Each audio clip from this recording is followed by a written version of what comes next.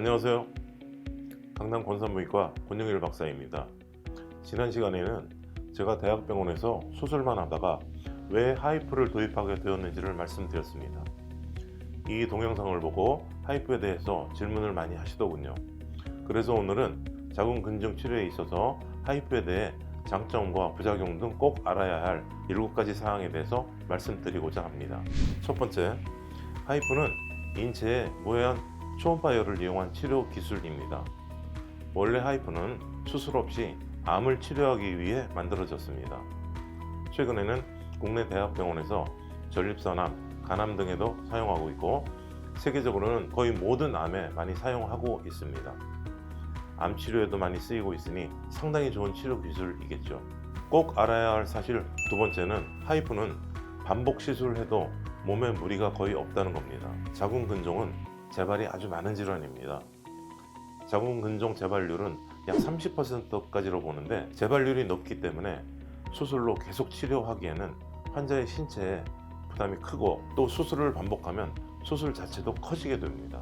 이에 비해 하이프는 시술이 상대적으로 매우 간편하고 재발을 한다 해도 반복 시술이 가능하기 때문에 치료에 부담이 훨씬 덜 합니다.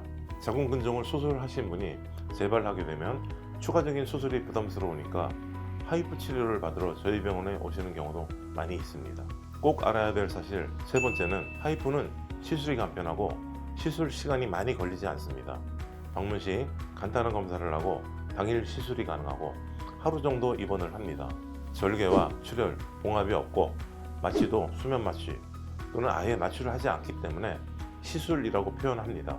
그런데 실손보험에서는 수술로 분류되기 때문에 실손보험이 있으시면 비용 부담을 크게 줄이실 수 있습니다.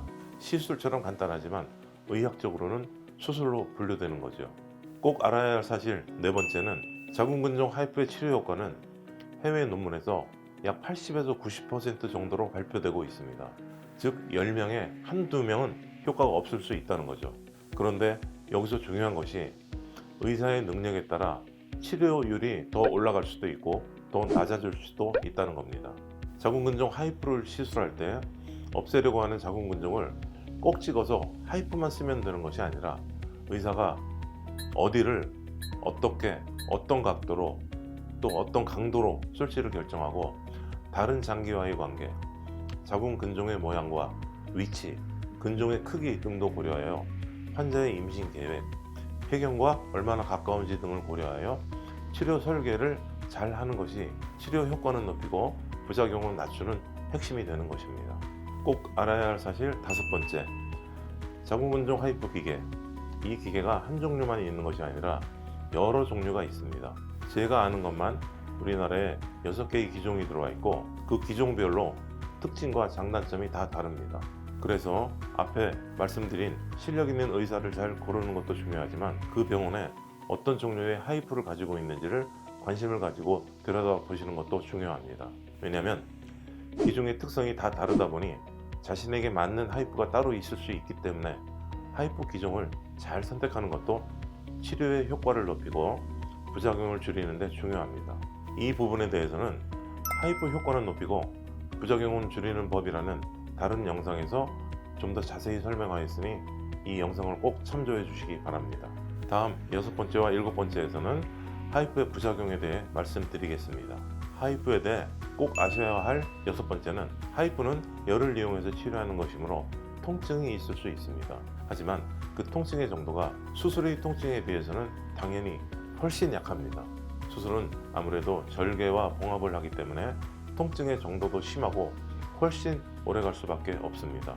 하지만 이 하이프는 앞서 말씀드린 대로 절개도 없고 봉합도 없기 때문에 통증도 훨씬 약하고 또 좋은 점이 이 통증의 지속 시간이 짧다는 겁니다. 평균 3시간에서 10시간 사이에 통증이 거의 사라지는 경우가 대부분입니다. 마지막 7번째, 하이프의 대표적인 부작용은 열로 인한 피부 화상과 말초신경 손상인데요. 대부분은 아주 경미한 정도로 별도의 치료가 필요 없이 자연히 사라집니다. 이런 부작용들이 보다 더 심한 경우라 하더라도 수술의 다양한 심한 부작용 사례들과 비교한다면 그 심한 정도가 훨씬 더 낫다고 보는 게 맞을 겁니다. 이러한 극히 일부의 부작용조차도 의료진의 실력에 따라서 더 줄일 수 있는 여지가 많고, 또 환자에게 맞는 적합한 하이프로 치료하면 보다 더 안전할 수 있습니다. 저는 두 종류의 하이프를 구비해서 환자의 특성에 따라 적절한 하이프를 적용하는 식으로 사용하고 있습니다. 이 부분도 하이프와 관련된 다른 동영상에서 보다 자세히 설명드린 적이 있으니 그 영상도 꼭 참조해 주시기 바랍니다. 이상으로 자궁근종 하이프 시술에 대해 꼭 아셔야 될 7가지 사실을 말씀드렸습니다. 다음 영상에서는 여성을 삶의 질을 망가뜨리는 질환인 자궁선근증에 대해 꼭 알아야 할 내용을 정리해서 말씀드리겠습니다. 감사합니다.